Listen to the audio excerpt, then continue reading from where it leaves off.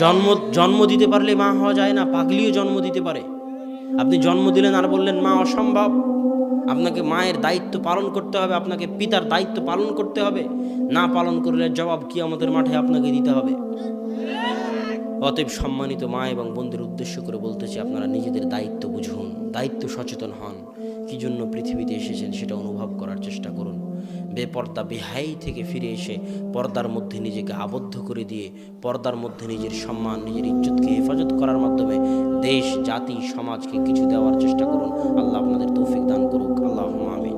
আর যুবকদের উদ্দেশ্যে বলতে চাই, যুবক, তোমাদের আত্মমর্যাদার দরকার আছে, আত্মসম্মানের দরকার আছে। স্রোত যেই দিকে যাবে তুমিও সেই দিকে যাবে, এটা হতে পারে না, অসম্ভব। স্রোত যেই দিকে যাবে তুমিও সেই দিকে যাবা মানে তুমি খড়কুটো, মানে তুমি পানা, মানে তোমার কোনো মূল্য নেই।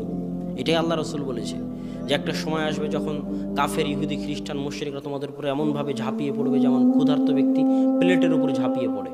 আল্লাহ রসুল, আমরা কি কম হব? অসম্ভব, তোমরা কম হবে না।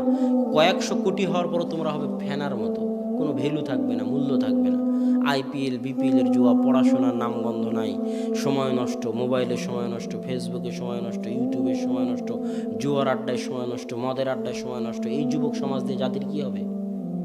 বলেন কি হবে জাতির? এরা তো জাতির বোঝা, এদেরকে তুলে ডাস্টবিনে ফেলে দিতে হবে। এরা জাতির জন্য বোঝা, এদেরকে তুলে ডাস্টবিনে ফেলে দিতে হবে। ইসরায়েলে যাও, ইসরায়েলের ইহুদি কয়দিন বিপিএল এর আয়োজন করে, কয়দিন আইপিএল এর আয়োজন করে, কয়দিন ওরা মদ, জুয়া, আড্ডা নিয়ে ব্যস্ত থাকে। গিয়ে দেখে আসো, ওদের কাজ পড়াশোনা করা, ব্যাংক ব্যালেন্স, অর্থনীতি, জ্ঞান বিজ্ঞান, গবেষণা প্রযুক্তিতে উন্নত হয়ে তোমাদেরকে কচু কাটা করা, এটা হলো ওদের উদ্দেশ্য। আর তোমাকে ওই যে বাই বিপিএল, আইপিএল, নারী, নাচ, গান, ফেসবুক, ইউটিউব, সময় নষ্ট, মদ, জুয়াতে ব্যস্ত রেখে তোমার মাথাকে ভোঁতা করে দেওয়া।